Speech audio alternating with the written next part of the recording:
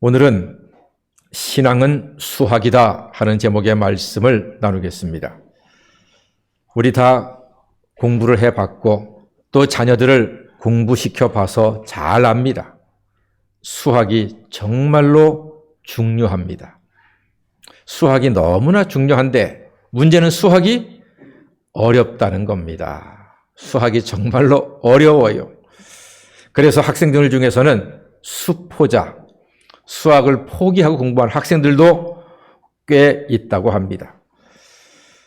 철학자 하이데거가 이런 말을 했습니다. 천재는 수학을 못한다 그랬습니다. 마음의 위로가 되십니까? 물론 수학을 못한다고 다 천재는 아닙니다. 이 하이데거의 말은 계산만 잘한다고 천재는 아니라 하는 말입니다.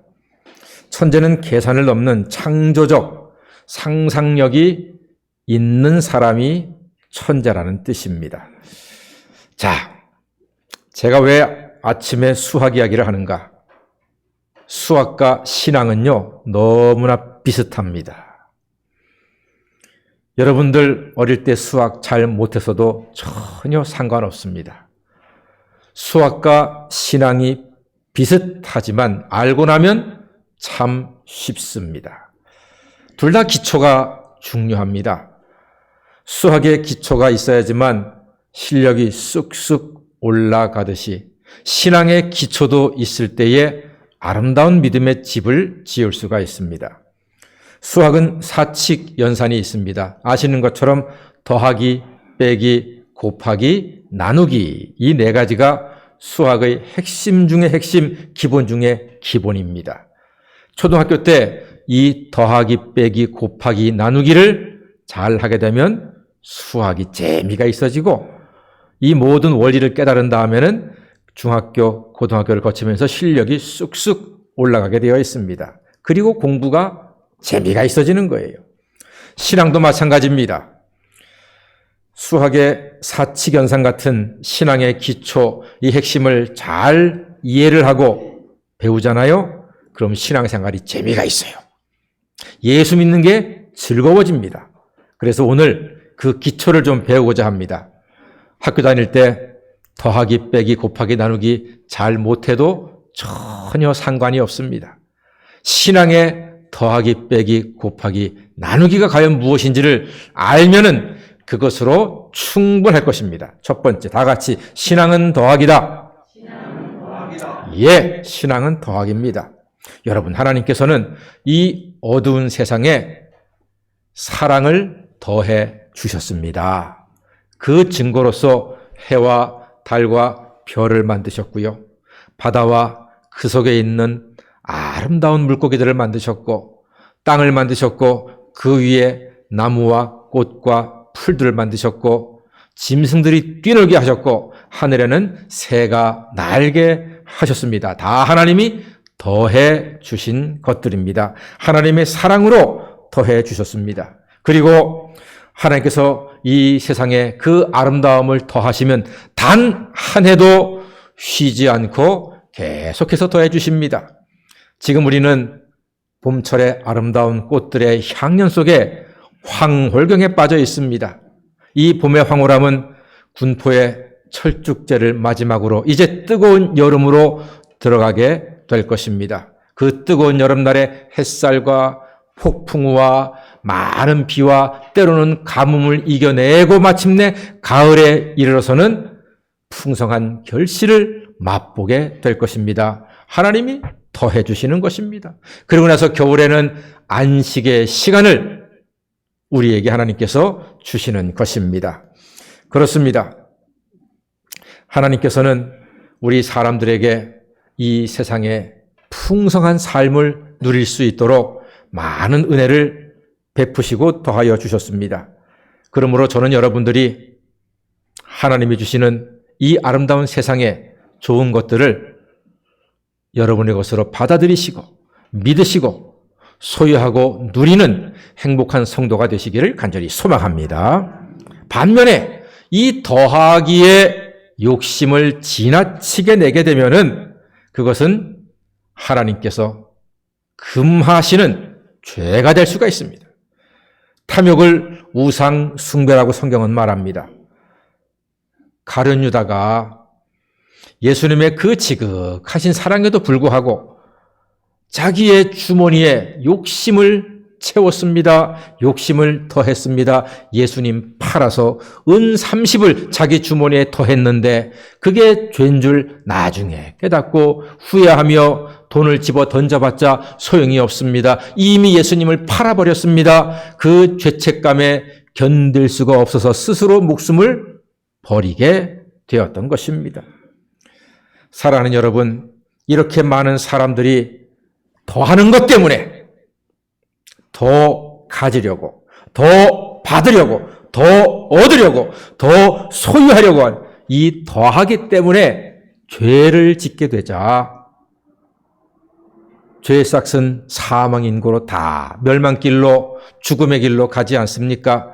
이들을 불쌍히 여기서 하나님께서는 이 세상에 예수님을 더하사 당신의 십자가 흘리신 보혈로 속죄와 구원의 은총을 우리에게 풍성하게 허락해 주셨습니다.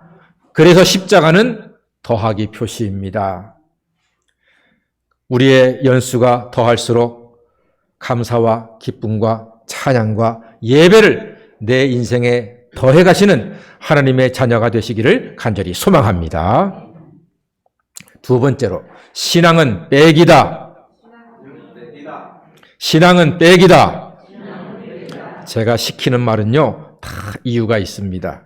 그러니까 제가 시키는 말은요, 어린아이처럼 열심히 입을 벌려 따라할 때 그 벌린 입으로 하나님께서 큰 은혜를 주실 줄 믿습니다. 신앙은 빼기입니다. 더하기를 추구하던 사람들이 죄를 짓고 멸망길로 달려가자 하나님은 특별 조치를 시행하십니다. 독생자 예수님의 십자가 보혈로 죄인들에게서 죄의 짐을 빼시고 절망을 빼시고 지옥 권세를 빼시고 사망을 빼시고 구원의 은총을 허락해 주신 것입니다. 예수를 구주로 믿는 사람들은 인생에서 죄의 짐과 저주가 빠지고 그 자리에 속죄와 구원의 은총을 하나님께서 더해 주셨습니다. 빼기는요, 우리가 본능적으로 좀 싫어합니다. 내 주머니가 비는 것, 내 연봉이 빠지는 것, 내 성적이 떨어지는 것, 내 집값이 떨어지는 것, 내 인생에서 좀 빠지고 빼기가 되는 것 우리는 다 본능적으로 싫어합니다. 그런데 여러분, 그렇지가 않습니다. 빼기가요, 늘 그렇게 나쁜 것만은 아닙니다. 빼기가 꼭 필요하다니까요. 인생 중에 빼기의 시간이요, 오히려 은혜의 시간이고 축복의 시간일 수가 있습니다. 모세가 40년 동안 왕자로 살았어요. 이집트의 왕자로 살았습니다. 얼마나 그 권세가 하늘을 찌르고 존경을 받고 부러움을 받았겠습니까? 그런데 자기 동족 히브리인을 괴롭히는 병사들을 쳐 죽이고 그게 들통나자 그만 광야로 숨어버렸습니다. 그리고 몇 년? 40년. 왕자로 40년, 광야에 숨어서 목동으로 40년, 하늘과 땅 차이의 신분입니다. 광야로 인생이 빼기가 돼버렸습니다. 왕자의 신분에서 목동의 신분으로 빼기 인생이 돼버렸습니다. 한탄했겠지요. 그러나 그 40년 동안 하나님의 인도 가운데 좋은 부인 만나서 귀한 아들 얻고 그리고 목동 양치는 일을 통해서 사람들을 어떻게 이끌어가야 할지를 배우고 하나님의 부르심을 받아서 이스라엘 백성들을 광야를 지나 가나안으로 인도하는 위대한 하나님의 종으로 쓰임받을 수 있었던 것입니다. 모세에게 광야 40년의 빼기의 시간이 없었다면은 모세는 모세가 될 수 없었던 것입니다. 사랑하는 여러분, 우리도 빼기의 시간을 만납니다. 수술해 보신 분 계십니까? 입원해 보신 분 계십니까? 수술해 보지 않았다면은 아픈 거에 대해서 말을 하지 마세요. 수술하시면 압니다. 하나님 나를 도와주세요. 하나님 나를 지켜주세요. 그 순간요, 하나님만 바라보게 되어 있습니다. 하나님만 의지하게 되어 있습니다. 육신의 질병으로 수술받고 입원하잖아요. 그러면 그것처럼 인생에 빼기의 시간이 없습니다. 그런데 그 빼기의 시간에 하나님을 바라보고 더욱더 의지하게 되니 회복의 은총으로 더불어 믿음이 커지는, 하나님을 더 의지하는 하나님의 자녀로 견고히 서게 되는 줄 믿습니다. 시험에 떨어져 본 사람들, 자녀가 어려움을 겪어본 사람들, 인생에서 실패를 당해보신 분들, 그 빼기의 시간이 오히려 하나님을 체험하고 하나님을 만나고 전적으로 하나님을 의지하고, 하나님, 저는 아무것도 할 수 없습니다. 저는 아무것도 할 수 있는 능력도 없고 지혜도 없습니다. 저를 도와주세요. 저를 지켜주세요. 하고 의지하는 기회를 얻어서 빼기의 시간이 오히려 하나님 앞에 견고히 설 수 있는 소중한 기회가 될 수가 있습니다. 우리 다 자동차를 몰고 다닙니다. 저는 자동차를 몰고 다니면서 후진할 때마다 야, 정말로 좋은 기능이다. 자동차가 후진이 없다면요, 세상에 그 고철덩어리 어디다 갔습니까? 앞으로만 간다 그러면은 그 자동차 달리다 부산 앞바다에 빠지고 말 겁니다. 후진이 있으니까 잘못 갔을 때 살짝 후진해서 금방 유턴하고 돌아오는 거예요. 후진 기능이 없으면요, 엄청나게 돌아서 시간과 기름을 낭비해야 됩니다. 주차할 때 후진 기능이 없으면 주차를 할 수가 없습니다. 후진할 수 있으니까 주차를 하는 거예요. 무슨 말이냐, 여러분. 자동차도요, 물론 99%는 전진이죠. 그러나 1%의 후진이 있기 때문에 자동차가 정말로 좋은 도구가 될 수 있는 것처럼 우리 인생도 99%는 직진하지만 때로 1%의 후진이 있기 때문에 우리가 하나님 앞에 선한 도구로, 하나님의 귀한 일꾼으로, 하나님의 자녀로 인정받고 쓰임받게 됨을 믿습니다. 로마서 5장 3절 이하에 아주 귀한 말씀이 있습니다. 내가 환난 중에도 즐거워하나니 이는 환난은 인내를, 인내는 연단을, 연단은 소망을 이루는 줄 알미니라 했습니다. 환난 중에도 즐거워한대요. 환난은 빼기의 시간입니다. 빼기의 시간에 어떻게 즐거워할 수가 있습니까? 이 빼기의 시간으로 말미암아 우리는 인내를 배우고 그 연단을 통해서 그리스도 안에서 승리하는 하나님의 자녀가 되는 놀라운 지혜를 배우게 되는 줄 믿습니다. 그러므로 사랑하는 여러분들, 혹시 지금 빼기의 시간 중에 있다 할지라도 절망하지 마시고 그 빼기의 시간에 소망의 주님을 깊이 만나서 믿음이 견고해지시는 하나님의 자녀가 다 되시기를 간절히 소망합니다. 세 번째로 다 같이 신앙은 곱하기다. 예, 신앙은 곱하기입니다. 하나님은 우리에게 은혜 위에 은혜를 더하신다고 했습니다. 신명기에 놀라운 곱하기 은혜가 있는데 특히 신명기 28장 말씀에 보면은 말씀을 준행하는 자에게는 복에 복을 더하시는데 세상에 들어보세요.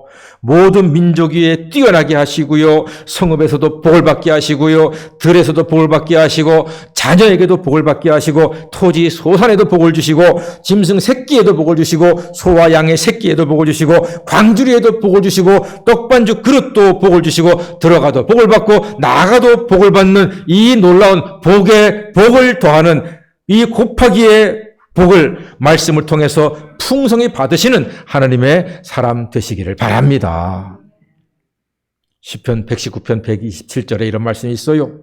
주의 계명을 순금보다 더 사랑하나이다 그랬습니다. 주의 계명을 순금보다 더 사랑합니다. 이 고백처럼 말씀을 사랑해서 복의 복을 더하여 받고 누리는 복된 자녀가 되기를 간절히 소망합니다. 마지막으로 다 같이 신앙은 나누기다. 예, 제가 질문 하나 드리겠습니다. 정직하게 대답해 보세요. 여러분 옛날에 공부할 때 더하기, 빼기, 곱하기, 나누기 중에 어떤 게 제일 어렵던가요? 나누기가 제일 어려워요. 공부해본 사람은 알아. 공부 안 해본 사람은 뭐가 제일 어려운지 몰라. 지금 보니까 꽤 공부하셨네요. 나누기가 어려운 걸 아시는 거 보니까. 나누기가 어려워요. 이 나누기를 알게 되면은 수학의 원리를 잘 이해를 하게 되기 때문에 모든 수학 공부가 재미가 있어지는 거예요. 자, 그런데 여러분, 수학에서만 나누기가 어려운 게 아니고요. 우리 인생에서도 나누기가 어려워요. 어려워요. 인생이 나누기를 못해서 힘들어지고, 나누기를 못해서 외로워지고, 나누기를 못해서 지치게 되고, 나누기를 못해서 삶의 목적을 잃어버릴 때가 많이 있습니다. 나누는 게 정말로 어려워요. 내가 100이 있다고 해서 그 100을 하나밖에 없는 사람에게 하나를 주기 쉽습니까? 주기 어려워요. 남들은 말하죠. 아, 너 100이 있는데 네 동생한테 하나 줘. 말은 그렇지만 나한테 100이 있다고 해서 내 동생한테 하나 주는 게 쉬운 일이 아닙니다. 함부로 말할 게 아니에요. 나누는 게 어려워요, 여러분. 나누는 게 어려워요. 그런데 신앙에서도 나누기가 어렵다니까요.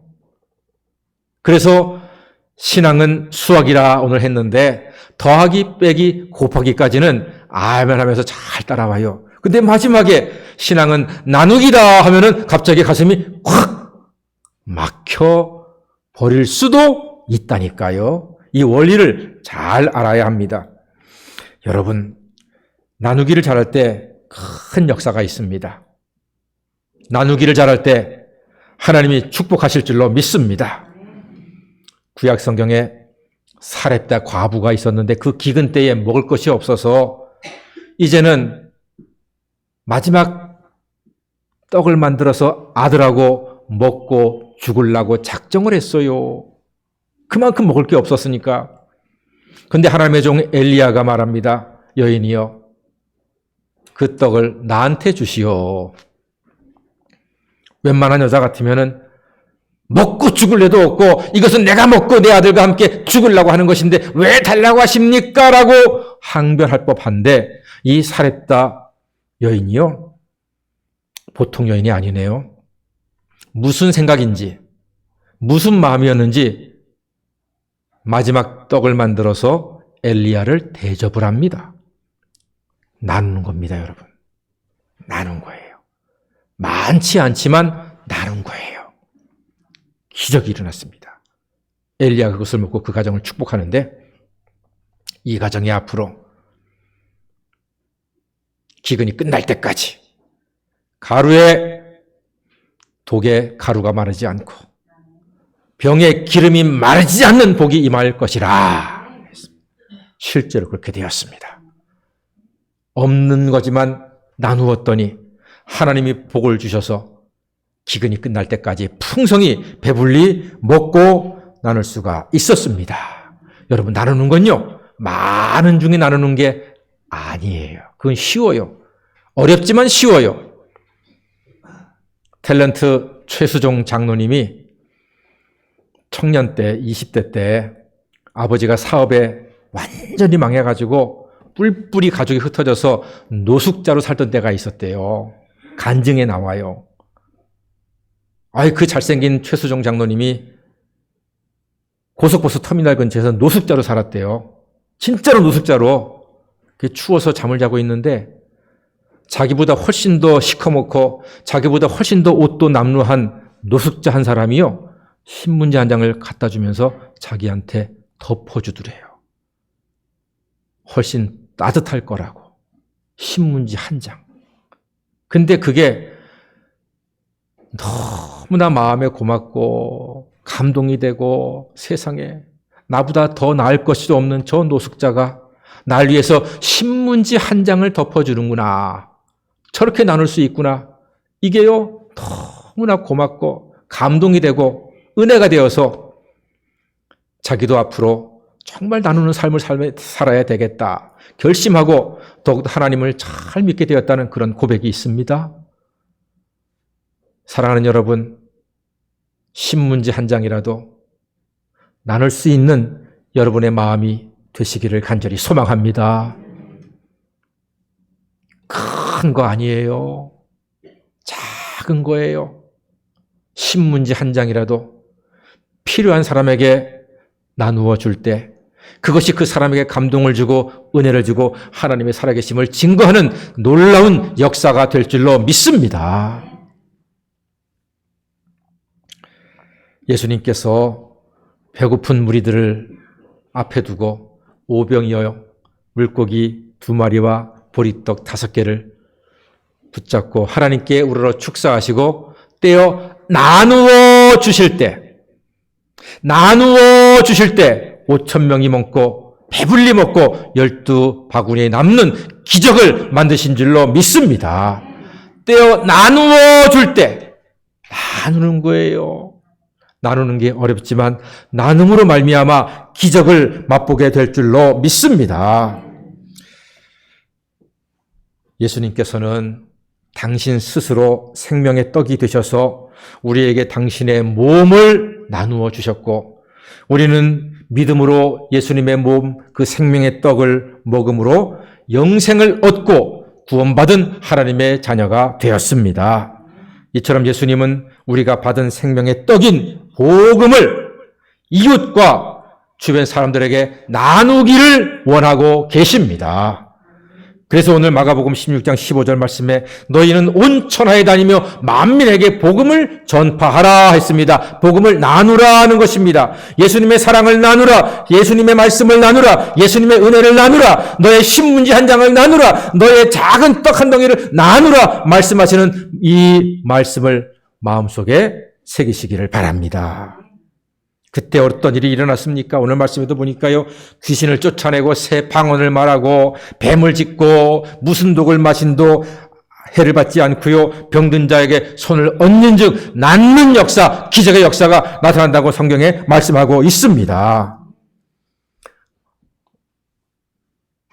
사랑하는 성도 여러분, 예수님의 은혜를 우리의 삶에 더해 주셨습니다. 그 예수님의 은혜로 우리의 죄는 빼게 되었습니다.